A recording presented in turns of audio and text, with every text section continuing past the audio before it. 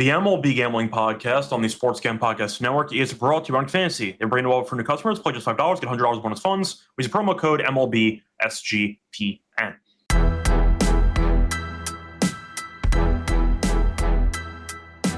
And welcome, everybody, to the MLB Gambling Podcast here on the Sports Gambling Podcast Network. It is currently Wednesday night, October 1st, around 9:20 p.m. Eastern Time. I'm your host, Scott Rice Show, once again joined by Dylan Rock. Together, we're going to break down the Game 3s for the wild card round. Now, we know for certain we have 3 minimum Game 3s, so I'm pretty happy with how the games went today on Wednesday. A lot of content for us. Could be 4. The Reds are up 2-0 right now in the first inning, so it could be potentially a full 4-game card of 4 Game 3, which is a lot of fun. Dylan, how's it going with you? What's up? What's going on, Scott? What a game. What a day, honestly, at baseball. Even the outside of the Cubs game, that was it was one-sided the whole game, I thought. Great game. There's nothing like playoff baseball. How have your bets been doing? Fine. Can't complain. On the show this morning with Mal, not so great, but we'll see what happens moving forward. Had the over in the Yankee game. A lot of guys stranded on base at 7.5, but it is what it is. Besides that, though, overall, the prop show was solid. I know that Adam and I had Ben Rice home run, which got there, which was nice.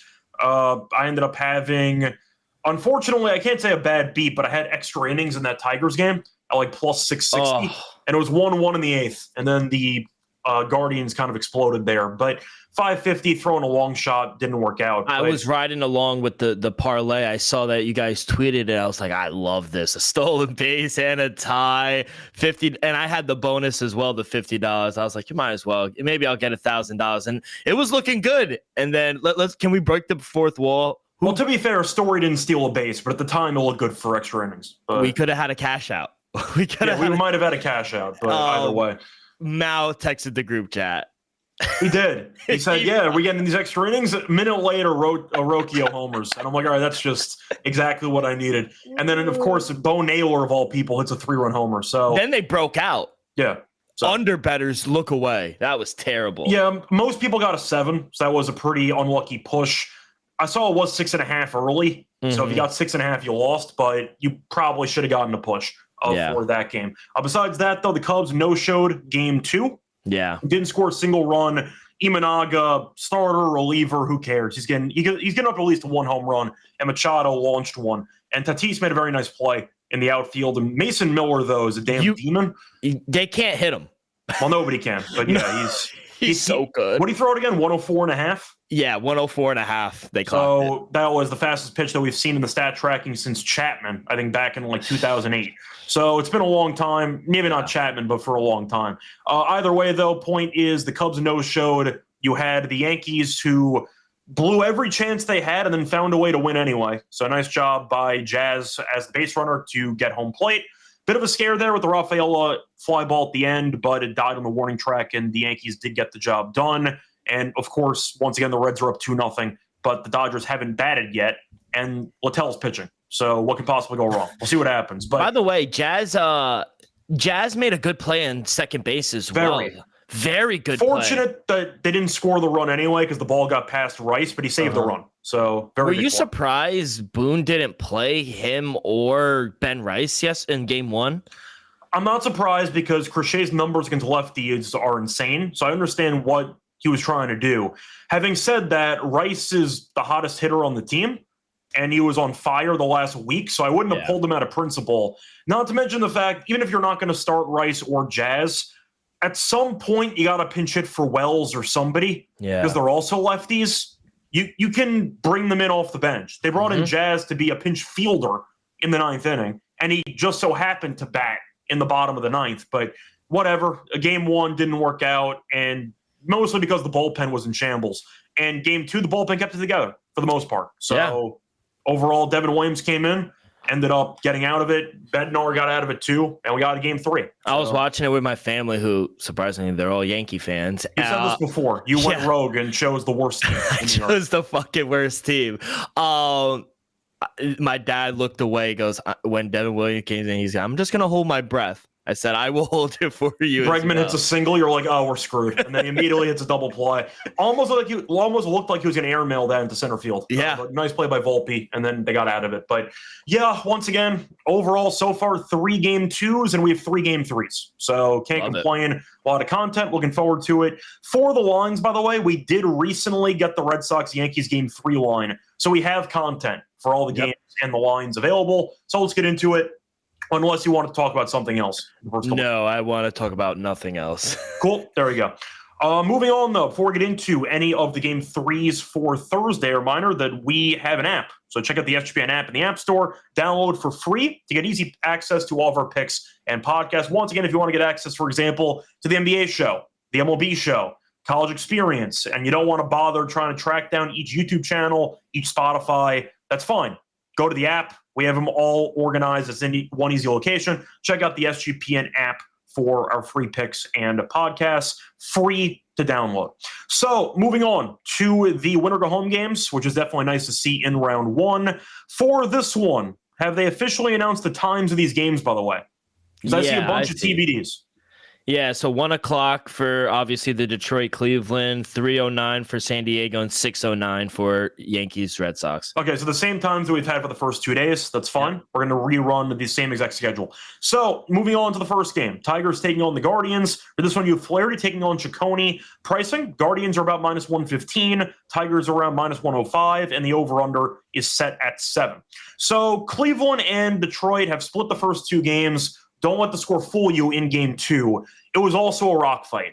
Then one inning happened. Melton fell apart. They brought in a lefty, and he got destroyed. But it was a very close game. Neither team can really hit, especially with runners in scoring position. Detroit can't get a bases to save their lives. I'll ask you for this game because Flaherty was really not that good this season. For the numbers, 8-15. 4.64 ERA. Ciccone was very up and down, 7-7, 4.3 ERA, but he was not good against the Rangers in his last start, 4 innings, 4 earned. That was at home, by the way. Previous 3 starts, though, 2 earned runs combined. So pretty up and down, I'd say, season for Ciccone, especially lately. Flaherty, though, I don't trust at all. So I'm going Cleveland in this game. It would be pretty fitting if the Tigers blew a massive lead in the division, 14.5 games. The Guardians came back. Then the Tigers blow a 1-0 series lead to the same team, and they lose in 3. Give me Cleveland -115. I just trust them a bit more. Think the Tigers really just can't hit with guys on base right now. And Ciccone, you can argue, might be better than Flaherty. Flaherty has more experience in the postseason, but recently he has not really been that good. Give me Cleveland at home with the crowd there. I think they get the job done in this one. I see that your camera just died. Are you still there? No, okay. I hear you. And I sound good, I feel like, but my camera's shit. You can keep talking if you want. We can hear you. Yeah, I see a -110. I agree. Credit Guardians. They had that one really good inning in the 8th inning today. Do or die. I agree. I got to take the Guardians here at home just because of the inconsistency of Flaherty. 0-3 versus this Cleveland team this year with a 3.94 ERA. And coming into the postseason, he's lost back-to-back starts versus this team as well. Walks continue to be an issue for him. And, you know, I just feel like watching the games, and correct me if I'm wrong, the Tigers have left a lot of men on base this series. So I just trust the Guardians a little more here. Slate Ciccone at home, I think and we saw when they're hitting and what they could do offensively. I think this Guardian team is just better. I think the bullpen has been better for Cleveland as well. So yeah, I'll take Cleveland here. I see -110 over on the Blue Sportsbook. I'll take that. So I do want to ask you. I have 2 potential stats I can read off. Yes. Do you want the one including last year or just this series against Cleveland? Both. Okay. So for starters, in this series, the Tigers are 2 for 23 with runners in scoring position. They've stranded 21 runners on base, 25 strikeouts, 2 for 16 from the 1 and 2 hitters, including a couple of playoff games from last year, all against the Guardians, by the way. They are 4 for 43 with runners in scoring position, and all 4 hits were singles. Wow. So they can't get a hit to save their lives with guys on base. Yeah, I had no idea about those numbers, but that I just was watching the game. I'm like, they leave runners. It feels like every inning they leave guys on base. Yeah, well, in the top of the first, they could have potentially killed Bybee Got two guys on base, strikeout, strikeout, strikeout. So that kind of set the tone for the rest of the game. But I like the under, by the way. As I was mentioning a second ago, the game went off the rails in game 2 in the 8th inning. It was a rock fight through and through. Yeah, and it has been for the first 2 games. Not going to overreact to a 5 spot because of a Bo Naylor 3-run homer and a Rocchio home run. Shout out to Mal. Give me the under 7. I agree. I made my total 6.6. Outside of that, Bo Naylor home run, the game still would have went under. So, yeah, I agree. I would take the under here as well. The last point I'll make, though, about this matchup and these teams in general for now, it feels like these teams are the exact same, but Cleveland is just a little bit clutcher. Yeah. Is that a fair assessment of these teams? Yeah, 100%. So I'll take the clutcher team at home in game 3. Moving on to the next game, Padres taking on the Cubs. For this one, you're looking at a match between Darvish and Tyone. For this one, basically the same odds as the Tigers game. You have the Cubs minus 115. See a minus 110, though, on Caesars if you want to go for the pick'em. You have the Padres as well at minus 110. For the over-under, I see 7.5. Now, for the actual weather, I have to mention it is a Wrigley game, and the wind's been blowing in heavily for the first 2 games of the series. Main reason why we've seen a less than, I believe it was 5 runs in both games so far. Wind is not blowing in. It is now blowing from right to left. A little bit in, nothing much, so you might see a bit more runs in this game than the previous 2. But we know Darvish this season has really not been very good. So far this season, 5-5, 5.38 ERA. ERA on the road, 7.26. And we know the Padres burned a lot of relievers today because they pulled the plug on Cease very quickly. That was very strange. I had his over 3.5 if it's allowed, so I was kind of pissed about it. But that's brutal. As a Dylan Cease hater, I understood the move and it worked out. So nice job by San Diego, but we'll see if anybody has anything left in the tank for the bullpen in this one. For the Cubs, though, you have Tyone, who had a pretty good season. I'd say underrated season, 11-7, 3.68 ERA. At home, 3.05 ERA. And on top of that, we'll mention the last couple of starts. He was great. Last 3 outings, he went a total of 19 innings, giving up 2 earned runs. So he's actually not allowed more than 2 earned runs in 7 straight starts. So he was actually humming to end the regular season, and we'll see what happens here. Now, for this game, we know San Diego on paper, probably the more talented team, but we know the crowd in Wrigley's nuts, and I said before, Tyone's been good. Darvish has been a mess on the road. I'll ask you for this game because I do think the pick'em price sounds accurate for this one. I thought Cleveland would be closer to minus 120, minus 125 personally for that first game. This game feels completely right to me. So I don't see much value on it, but I'll ask you, what do you like in this matchup? Yeah, great. Like you mentioned earlier, good win for the Padres, forced a game 3. Really good game for Manny Machado as well. But I personally think the Cubs are the better team. You mentioned Jameson Taillon. He's been solid at home for the Cubbies, and he really finished the season strong as well. He's given up less than 2 runs in 7 straight games. Cubs are good for him when he's at home, 5-1 straight up in his last 6 home starts. And I think what the cap came down for me is we'll see how long he goes, but Darvish is a complete fade for me on the road. 7.26 ERA for Darvish. Batters hitting over 270 off of him as well. He's given up 3+ runs on in the road in 5 of his last 7 starts. If the Padres can't get him any run support, I just don't see how the Padres win this game. You mentioned Dylan Cease got pulled early. That might be the same thing if in a do or die elimination game, if he gives up 2-3 runs early, why wouldn't he get pulled? Well, it's the same for both pitchers, though. Yeah. Even if Tyone struggles, your season's over if you lose. So Darvish is slated to start. If he struggles, they're pulling him in basically 3 innings. That's what's going on. I agree. So. I just think the offense kind of dips a little with the Padres. They average around only 4 runs per game on the road. Meanwhile, I just think the Cubs have looked like the better team so far. My numbers actually made him a minus 130 favorite. I see a minus 110, like you mentioned. I like that. I'll take the Cubs here at home. Yeah, so I'm going to disagree a little bit just based on what you said about the Cubs looking like the better team. I don't know if I agree with you there. So far in the series, the Padres are up 4-3 if you're going by net runs. So neither team can score at this point. The wind was blowing in heavily for the first 2 games, so not exactly surprising if you followed the weather report in Wrigley. But I mean, Darvish has been quite terrible on the road, and Tyone's been really good. Does Tyone have a great postseason track record? No. So it's a little bit dicey. I'm not going to bring up Darvish's track record because that's going to bring up some bad memories for you. But I do think that – sorry, is that too soon? Can I say that? But never mind. Can I say that? It's fine. No, it's fine. Whatever. What do you have, 1 hit in that game? 1 hit, 2 hits? Maybe. I think so. Whatever. Point is that I do think Tyone's been better, but I think San Diego, in terms of offensive depth, do you think the Padres have a better lineup than the Cubs? I feel like it's close. It's close, but I worry when they go on the road. At home, I think San Diego's the better team, but I would take the Cubs at home. I think offensively, I think it's neck and neck. I think I would take San Diego solely because PCA fell off a cliff. Yeah, he did. So that might be the main reason why, because at least you get Tatis and you get Machado and you have a couple guys there. But we're going to disagree on the side. I said it was close. I think it's a proper pick 'em. I don't see much of an edge.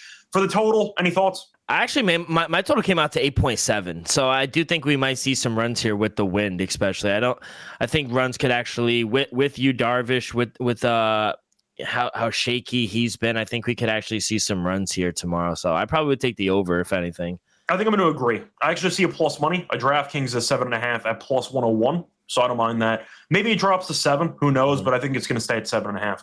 Before we get into the remaining game or games, we'll see how the Dodgers game goes tonight. But a reminder, we are brought to you by MyBookie.ag. It's used to bet on football, baseball playoffs. The prop builder second to none. The amount is simple. Bet anything, anywhere, anytime. Use crypto for deposits and payouts. You can sign up for a new account. Use code SGPN for 100%. Bet back bonus $100 for your customers. MyBookie.ag promo code SGPN. We're also brought to you by Novig, which is America's #1 sports market. And since Novig's an exchange, you're getting some great prices. Novig's available in a bunch of states, 35 plus to be exact.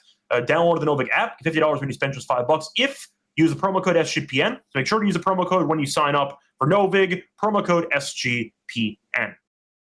Welcome back, everyone, to the Gamble Podcast. Finished going for the first 2 game 3s for the Thursday card. Time to move on to the next game 3, which is probably the main event, if I have to say so myself, as a non-biased Yankees I was fan. just going to say, is that bias or no? Well, I think we all know Yankees-Red Sox, though. It's clearly the matinee game. I mean, absolutely. It's the marquee game, I mean. Like, that's the game you're looking for. So, either way, Yankees take on the Red Sox for game 3. For this one, Yankees are minus 160, give or take. Boston's around plus 135. Over-under, I see for this one is 8. Bit of juice to the under, minus 120, but still 8 nonetheless. So, for the pitching matchup, this is the beauty of the playoffs, because you have a winner-go-home game, and you have 2 rookies pitching in the winner-go-home game. You have Schlittler going for New York, and you have Early going for Boston. So we saw the Red Sox use a lefty in Crochet in game 1. Boone did some questionable lineup decisions, not using Rice and not using Jazz. We'll see if he does those same things again. If he does, he should be fired before the second inning. But we'll see what happens. We'll see if they reinvent the wheel again, or if they use the hot hand idea and just let Jazz and Rice play blindly. That's what I would do. We'll see what happens. But really weird game 2. Rodon went some distance, gave up some damage, but still pitched fine, I would say. Bayo got pulled very quickly. They left Whitlock out there to die. But the Red Sox used a bunch of relievers. And the Yankees ended up using Cruz. They ended up using I'm drawing a blank here. They used Williams, and they ended up using Bednar. Boston burned a bunch of guys. So you could argue that Boston's not really in a great position pitching-wise, with a rookie going on the mound with, I'd say, a limited pen. They're going to be available anyway, but you get what I'm trying to say. Mm-hmm. Do you think 160 is an accurate price? Because with 2 rookies on the mound, I know the Yankees won today as minus 180 favorites. I really don't want to lay 160 when I've noted what I'm getting from either starting pitcher. Yeah, if it is Early in Schlittler, I did make him a minus 150 favorite. I see minus 162. By the way, I see 7.5 over on FanDuel. Yeah. It's juiced to minus 122, but I probably would take the over, if anything. To be honest, I think this has been outside of game 1 with the Dodgers, this has been like the higher scoring series of the 4. And, Connor Early, he's okay. He's got some nasty strikeout stuff, but there's such a small sample, you really can't tell. It's only 4 games, and you really don't know. And he's played the Athletics, he's played the Tampa Bay Rays, the Tigers, who fell off a cliff. Now going against the Yankees, I don't know how he's going to fare on the road in a really tough environment. I worry about that. And Schlittler, he's good, but his numbers on the road are better than at home. So that's what I worry about as well with him. So I don't know. I probably would take the over, if anything. My total came out to 8.1. I would take an over 7.5. I think minus 160 is a little absurd here with the Yankees here. And I need a better number to take the Red Sox as well. Maybe a first five team total over for the Red Sox, 1.5. You could get that at plus money. That's hit both games as well. I think maybe they could get some runs early, but that's kind of how I'd play this game. I think we'll see some runs. Yeah, so just to touch on a few things you mentioned, Schlittler has a better road ERA than home ERA, but his home ERA is still 3.12. It's respectable. It's not like that big of a drop-off compared to the road stuff. I will point out, though, his last 2 home starts, albeit against the Tigers, who I think we've acknowledged are terrible, and the Orioles, 13 innings, 1 run. Yeah. So his last 2 home starts, he was great, but it was against teams that can't hit. So, take it as you may. I want to point that out. He has been good recently in Yankee Stadium. But for this one, I agree about the over, especially 7.5. If you're looking at both pitchers having a very short leash, which is expected, do you think there's a chance Crochet's available out of the bullpen? Or do you think that's pushing it? I think that's pushing it. I'm throwing out ideas. Yeah. I'm thinking of what other arms you have for Boston. We know Giolito's out. Yeah. You obviously can't throw Bayo again. So they're in a weird spot. They're in a very, very weird spot. So that could be a bit of a concern if Early doesn't have it or if they don't want to let the rookie go out there for 5 innings. The Yankees have some arms. I don't like them. You know who one of the long relievers is for this team? Who? Paul Blackburn. Wow. Yeah. Good luck. That's what I'm saying. So if he doesn't have it and Blackburn ends up pitching, he better not pitch. Then that could be a problem too. I like the over.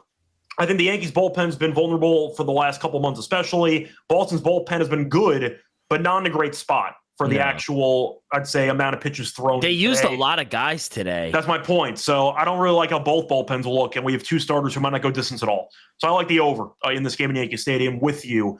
For the pricing, it's really tough because the Red Sox can still manufacture runs.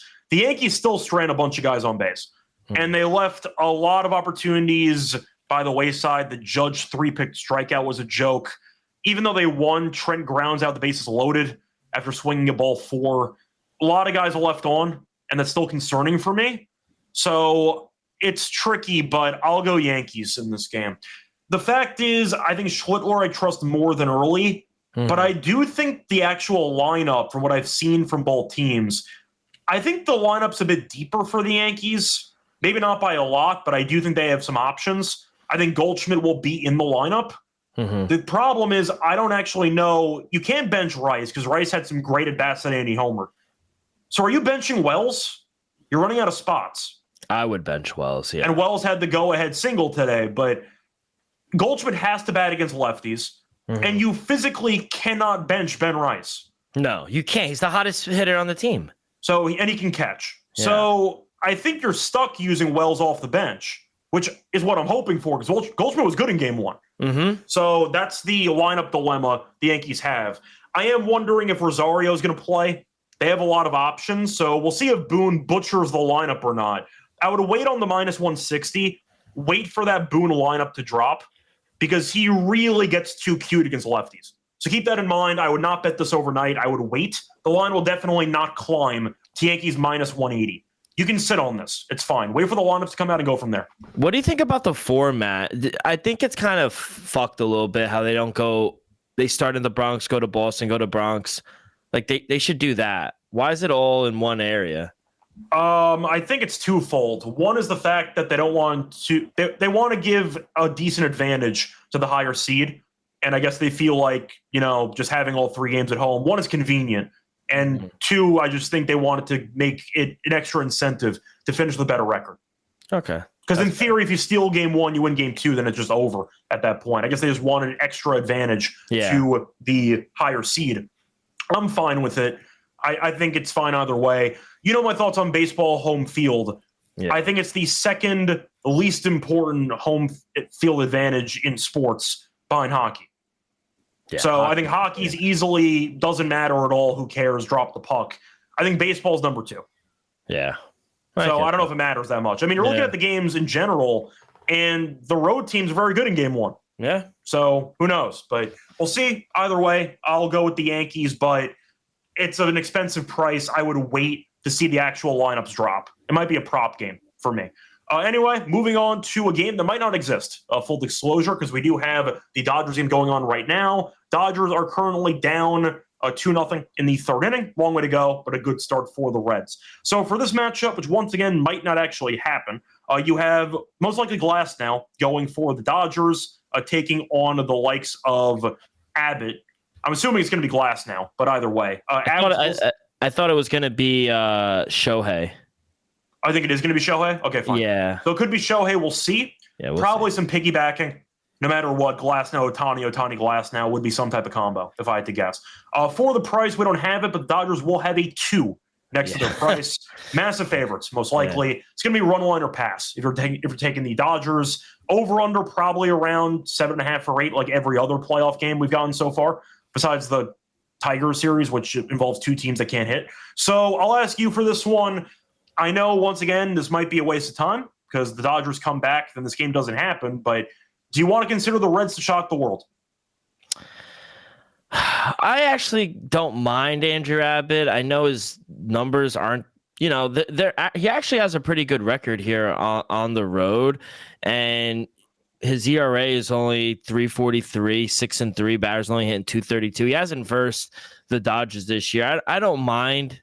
I really don't mind Andrew Abbott, but it's hard to get away from the Dodgers here at home, and the way they're just hitting right now. Yes, not in this game, but in game 1, they just unloaded, and when this offense gets going, it's hard to get away from them. Whether it's Glass now, Shohei, if they lose here in game 2, I think they come out guns blazing here in game 3. So you're right. It has to be a run line play if you do like the Dodgers, maybe a team total over for them. But yeah, I probably would take the Dodgers here if they do force a game 3. I'm trying to think of a creative way to back Cincinnati, and the best I got is potentially a team total over. The first 5. You're picking Ohtani to struggle, and you just go from there. But in reality, I'm just looking at this lineup, and yes, they got through against Yamamoto in the first.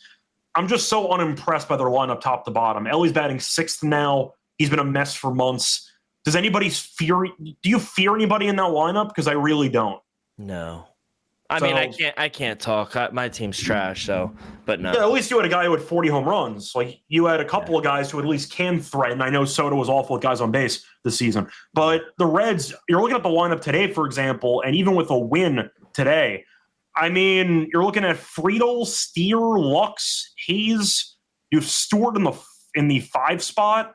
Ellie, you have Stevenson, Cabrian, Hayes, McClain. Like, there's nobody that scares you in that lineup. So I guess Red Sox first 5 to be cute if you think that Ohtani might struggle. But I think the Dodgers would win. So that's kind of where I'm at. Yeah, but I agree. It would be fitting in a pretty fun fashion if Dave Roberts lost another elimination game at home against an inferior team. Shout out Terry Francona if he gets it done.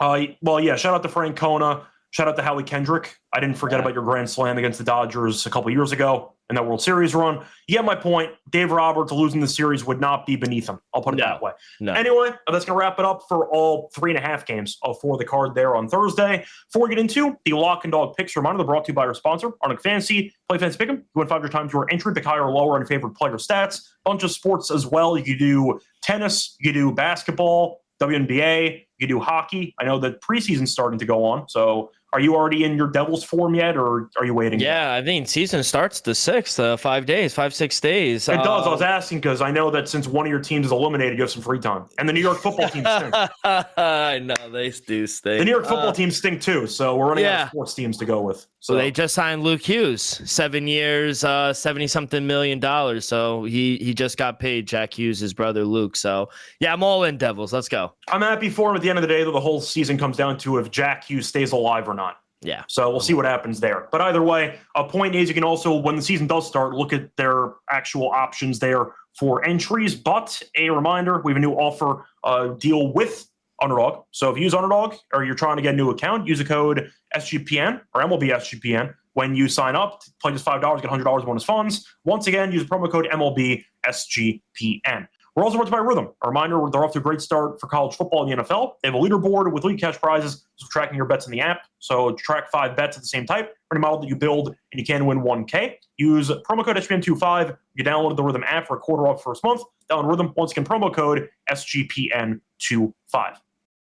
Welcome back, everyone, to the MLB Gambling Podcast. Finished going through all of the games for Thursday. Time to move on into the lock and dog picks.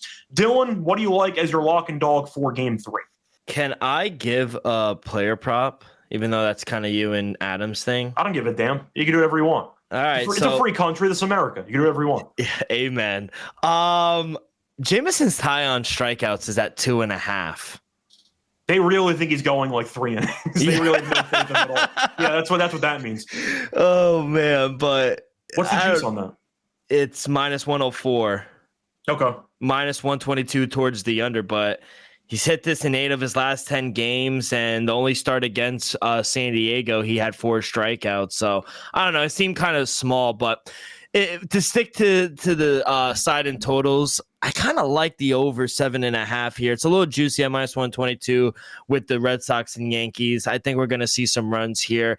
We mentioned it. Red Sox used a bunch of their guys. They're going to be a little tired tomorrow. I think if Boone doesn't screw around with the lineup, this offense can produce runs. Red Sox are going to be able to produce runs. By the way, do you remember when Trevor Story was one of the best hitters in the league back in Colorado? I remember when he took the torch from Tulowitzki. Yeah. Whatever. Couldn't stay healthy, though. No, he's still good. Neither of them could stay healthy. No, he's still good, though. He had 25, 26 home runs this year. So bunch of stolen bases, too. Yeah, so I'm going to take the over. Give me the over 7.5 as my lock. As my dog. But so you're not taking Taillon? No, I do like it, though. Okay. I was just looking at it. For my dog, I'll take Guardians on the run line. I think they win this game here at home against an inconsistent Jack Flaherty, and I think they'll be able to get to him early. We saw what they were able to do in the 8th inning, and I think they could replicate that here tomorrow. So, yeah, give me the Guardians on the run line at. Let me see. Do you have a line for that? That is. Oh, don't you hate it when they have the money line minus 110, but they're plus 1.5? I see plus 185. Perfect. Plus 185 is my dog. Yeah. So for my lock, I'm going to join you on Cleveland. Not going to take the run line. I'll just go money line because there's no chance I want to pick one of these offenses to win by multiple runs. I'm not sure either team scores multiple runs in any given game. So give me Cleveland money line in this game. Cicconi's been better lately, and I do acknowledge that it's a pretty important spot for him because start of his career. I'm really not a Flaherty guy at all. I think that Flaherty's a pretty average pitcher with above average, I'd say, brand recognition, but I don't think he's great. And Detroit, I mentioned the numbers before with guys on base. They can't get a clutch hit to save their lives. They were able to win Game 1 courtesy of some poor base running there at third base by Jose. But the point is, game came around today, chance to bury Bybee early, didn't convert. They never converted, and the Guardians eventually won. So I see a similar story here. At the end of the day, we've seen one common theme: Detroit really not clutch at the plate in big spots. What's a bigger spot than Game 3? Give me the Guardians money line as my lock here at, I believe that was minus 110 as the best price. For the dog, it's a really, really tricky spot here, but do I think the Padres actually pull this off? Because Darvish, I know, has not been very good, but I'm really just not sold on the Cubs either. With PCA falling apart, does this offense scare me? They had back-to-back home runs against Pivetta. That was it. That was like the entire Game 1 experience offensively, and they've done nothing since. So I think I will go San Diego. I see an even money. I think it's a coin flip game. I think even money sounds about right, but I think that Chicago offensively is not great. I think Taillon has been good recently, but you mentioned the strikeouts are 2.5. I don't know how long he's going. And San Diego's bullpen's really good. You get Miller again, you get Suarez, you have a bunch of options in the pen. The Cubs bullpen's been surviving. Do I love their unit? Not really. And you know what, Craig Counsell, it'd be fitting if he lost this game at home based on his actual, I'd say, overall history with his managerial record. Give me the Padres on the money line at plus 100 as my dog for the show. Anyway, that's going to wrap it up for Get the Game 3s. You know what? No, let's have some fun. Dylan, I'm going to put you on the spot because I can. Give me a home run pick. You're the worst. Yeah, Give me Trevor's Story. I think he hits another one. He's been red hot, especially in big time moments. So I'll take Trevor's Story. So we actually had a joke about you on the podcast today with Mal because we talked about home runs. He forgot home runs too, and then I brought it up because I figured why not. And I picked Aaron Judge today. To be honest, I should have done a better job looking at his numbers against Bayo in the past. They've been really bad, so my bad there. But I mentioned it, and then he made a joke that if you ask Dylan who he's taking, it's either Soto or Judge every time. So I wanted to see if you would take Judge, and you did not. So I'm proud of you.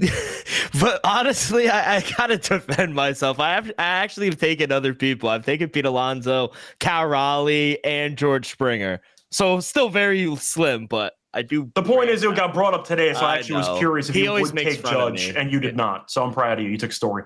For my home run pick, do I think Machado does it again? I don't want to pick anybody in that Tigers and Cleveland game. I think there will be a home run there, but picking that is so tough. The Yankees game makes sense. Do I think a Yankees guy will do it? Probably. But who do I actually trust in that entire damn team? Like that's the problem. No chance I take Jazz. No. It's about at-bat construction. I just hate the way that Jazz constructs at-bats. But he did a great job of working the walk, and he was able to score the go-ahead run because he was stealing on the 3-2 pitch. I can't take Stan. He's been so bad at the plate so far this postseason. It might have to be a lefty. Like that's the problem, is that Rice's numbers are so bad against lefties. But I really love how he's swinging the bat right now. I'm going to do it. Give me Ben Rice for my home run pick. I doubt we have lines on that available, but I'll go with Ben Rice to hit a home run again for the second straight game. Anyway, it's going to wrap it up for the show. We're back once again at some point for the next episode. We have no games on Friday, so I believe Thursday is a rare off day for us. We're back once again on Friday. Dylan, anything else you want to add? Plus 450, Ben Rice. Okay, there you go. 450 Ben Rice. Let's see what we got. Let's go Ben Oros. Let's get the job done. Yeah, that is rice in Spanish. Anyway, till next time, find me on Twitter, Radio. Find him on Twitter at Rock with 2Ks24. Till next time, good luck to all of you and all of your bats. Bye, everyone.